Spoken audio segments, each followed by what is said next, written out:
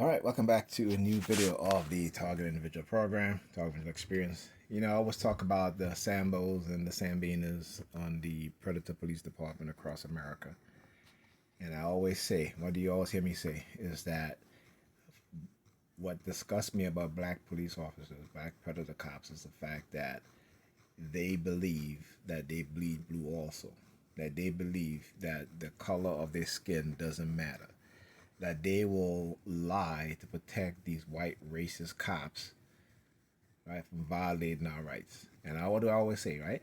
I said when they get out of that uniform and they go to a different state or to a different city, right, that they are just still a N word.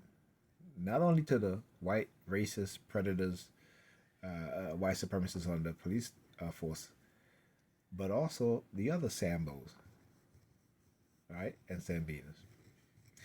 And here you have a video. This happened 2024, where you have a black police officer who was in, I think it was Arizona, for a wedding.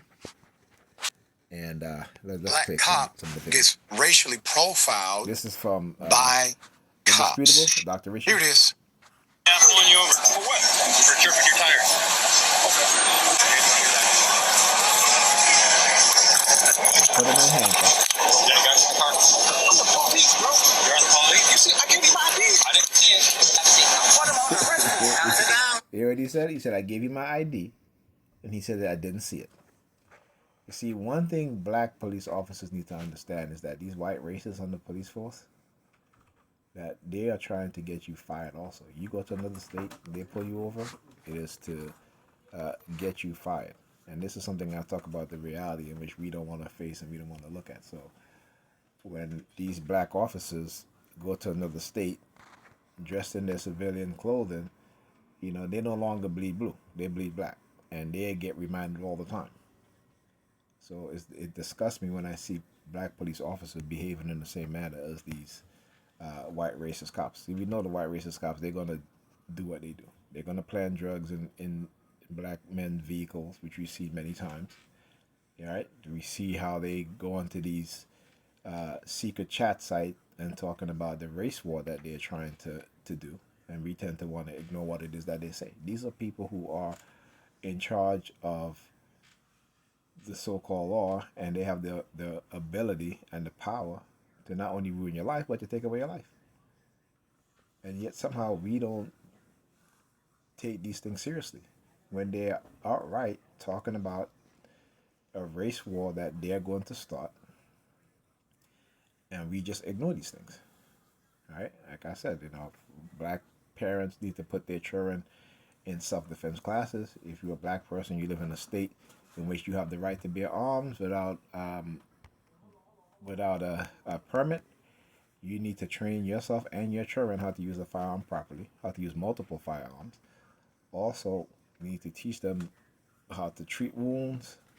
You need to teach them about psychological operations, cognitive warfare, because they're gearing up for these things. And we see how they're moving. Recently, the Supreme Court gave police departments the right to now racially profile. It was a ruling that they just made. So now officers can legally racially profile you. Right? This is what they're doing. This is what they said that they were going to do this. We ignore them. The Democratic Party engaged in cognitive warfare against its constituents. And they all engage in cognitive warfare against us as black people. We just don't understand it. We just can't see it. And those of us who can see it, you know, they engage in what is called coercive persuasion programming. All right? To silence us.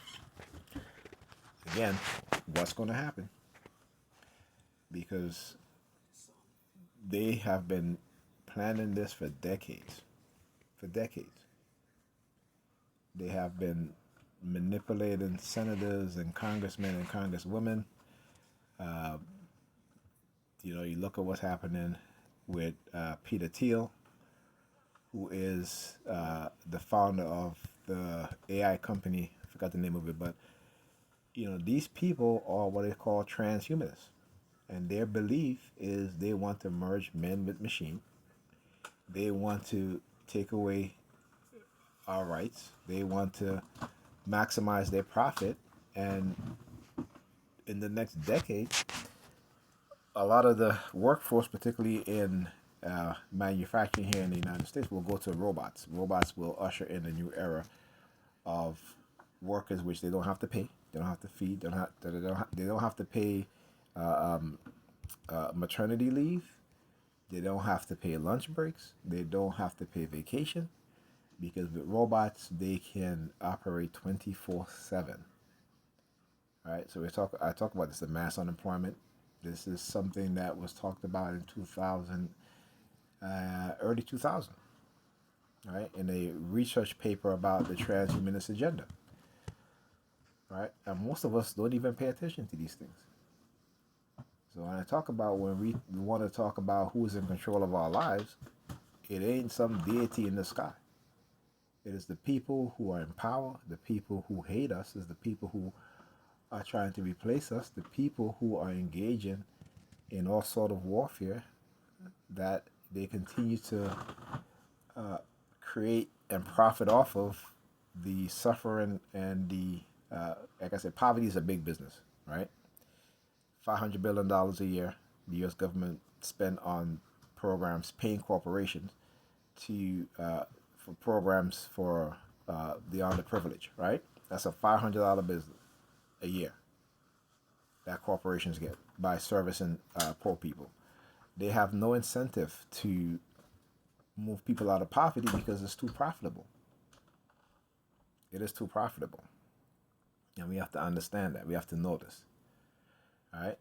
And then you have those within the police department, particularly my black brothers and sisters in the police department. Disappointment, disappointment, disappointment. And I understand why. They'll tell you, well, you have to, if you want to change things, you have to play a certain game. No, you don't. No, you don't. No, you don't. Because when you don't do anything, when you don't say anything, then you become part of the problem. And sooner or later, like I said, because of your training, when you put on that uniform, you forget that you're a black man or a black woman. Right? But too many times we see black police officers being disrespected by other white police officers because they may be in a different state or even in the same state. There was a video of a sheriff, a black sheriff, who was driving his vehicle. The cops started following him, right? You know what I'm saying? Turn on their lights. He stops. He gets out of their car. They see his badge and they're like calling him an idiot and all this stuff. He's like, we could have shot you and this and that. And he's like, I'm in my work car. This is a police car. You see this. You know this. All right? And things are only going to get worse. It is only going to get worse for us.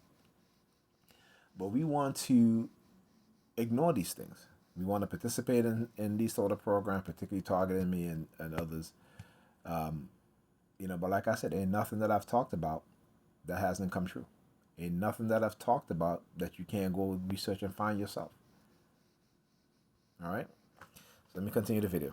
Gas the tires, I'm going to jail? Hey, why are you being so difficult, man? Misdemeanor, okay? It's a misdemeanor. It's a ticket. But they're taking his ass to I'll jail. explain why. I literally just got off the plane. It's my friend's birthday. Okay. I just rented this car. And I've broken no law that I know of. And you haven't explained to me which law I broke. Well, you did. That's what I told you when we were stopping you. So what? So when I'm asking you to sit down, and you're like, I don't have to, I don't want to. I don't have to sit down if I don't want to. Yes, you do. If I'm telling you to sit down, you have to sit down. I'm glad I didn't bring my gun. If he was in his uniform, he tells somebody to sit down, they refuse to sit down, he will force them to sit down too. You know what I'm saying? Do you understand what I'm saying? Because it would have been, I know y'all would have threw me on the floor, all type of stuff. No. And the fact that he said that, if I was to bring my gun, they would have did this and that. It shows you that even though they get in that uniform, there's some reality that they understand exists. Okay? Oh, yeah, beat up. Not like that out here, bro. Let me just fast forward here and let's talk about, let's see, where is it, right here?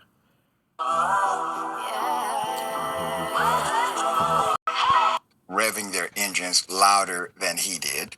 Right. But none Also, of the cops at the scene I bothered. didn't play that. So there were multiple vehicles that was revving their engines really, really loud. There were, he counted, was it 8 or 9 police officers there with multiple vehicles, and you'll constantly hear cars going by revving their engine really louder than what he did.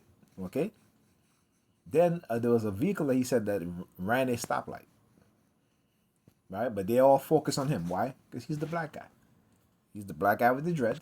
Okay, even though you give them his ID to show that he's a police officer, they don't care because you're still a nigga to them. To stop them. The cops also impounded his rental car, telling him they were required to do so by. So they impounded the rental for 20 days. Do you know how much money he had to spend for that rental for those 20 days? So not only they arrested him to try to ruin his career as a president police officer. I'm gonna say president police officer because I don't really, know whether he is or not. But I'm gonna say it anyway because I will attribute that to them. Okay, until they prove me otherwise. So he had to spend money. Then he got suspended from his duty as a predator police officer in Chicago. Then when he filed a motion to sue them, they retaliated by calling his supervisor to have him investigated. Okay. State law, telling him it would be impounded for 20 days. All right, let's get past some of that stuff. Black Star has reported many times, including that time Chicago police fired 96 rounds in 41 seconds, killing a black man they had stopped for a seatbelt violation, which was later changed to a stop for illegal tents. All right, now, so you see how they lie, right? They killed a man over the fact that they lied and said that he wasn't wearing a seatbelt. Okay, so I want you to understand again, when I talk about who the liars are, who the manipulators are, who the deceivers are, right? They're showing you every single day who they are. But you still want to believe that these are good people, right? But that's how cognitive warfare works, right? As Dr. Amos Wilson said, that's how they condition black people, right? To have us ignore our reality and believe everything they say, even though the reality contradicts what they say. Okay? Always understand that. This is also okay. So let's.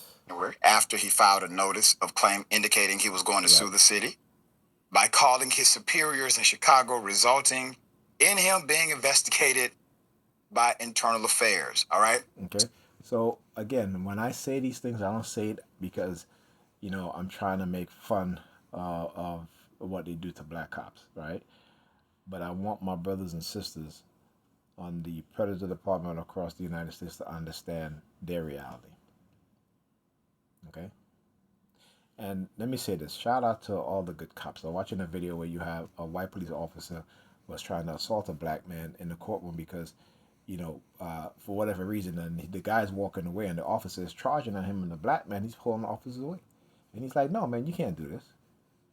And the guy didn't do anything. But the fact that this white police officer felt that he could do this when around black police officers, and this black cop stepped in, kudos to that officer. All right? Because that could be your son. That could be you. All right? So we should never forget how we are treated. We should never forget that when we get into positions of power, that we don't act like the people who oppress us, that we don't act like the people who treat us the way that they do. Okay? Because we don't treat them that way. We don't treat them that way. Imagine if we treat them that way. I'm not saying all black cops will treat them that way, but for the most part, you don't see a lot of black cops doing what white cops do to black people. You don't. You don't see black cops doing that to white people. That's a rarity, okay? All right, so again, just want to do this video just to show exactly. Let me finish up this. So every government. I want him to. Wait, it was something that she said. I mean, the easiest way to test a nonstick is to cook an egg. Now look, check out that glide. This is the first nonstick. target the police, find out he's the police, and still put him in jail for a misdemeanor charge. Listen. They're just doing what they do, and nobody's going to check them. That's the attitude. And look, as you laid out, Doc, what they kept doing, the incident, the aftermath, all of it, it just shows that they're above the law. They know it. We know it. And in order to hold them accountable, you have to jump through incredible hoops. I hate that the brother had to go through this, but there was a very real admission from a police officer in that footage that you showed. All right. So I would recommend that you guys go check out the video. Subscribe to Undisputed with Dr. Richie. Very informative. And one of my favorite YouTube shows. And he always brings the truth. Always bring the truth. All right. And that's what, like I said, the truth is our greatest ally. The truth is what will destroy their lives. And they know it. But if they keep us as being believers, then guess what? Then we will never look for the truth. All right? And when we are confronted by the truth, we'll have a difficult time accepting the truth, and a lot of us will even reject the truth. All right? Talk to you guys in the next video.